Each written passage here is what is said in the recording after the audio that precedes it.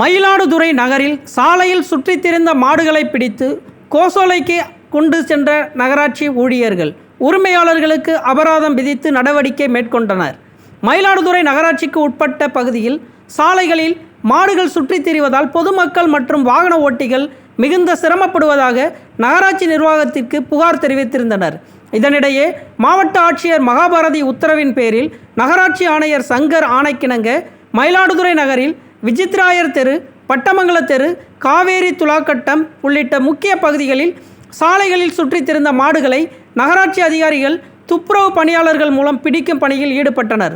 தொடர்ந்து பிடிக்கப்பட்ட மாடுகள் அனைத்தும் சேந்தங்குடி பகுதியில் உள்ள கோசோலைக்கு கொண்டு சென்றனர். மேலும் பிடிக்கப்பட்ட மாடுகளின் உரிமையாளருக்கு தலா 1000 ரூபாய் அபராதம் விதித்ததுடன் தொகையை செலுத்தி பின்பு உரிமையாளர்கள் மாட்டினை பெற்று செல்லலாம் என அதிகாரிகள் தெரிவித்தனர். Thank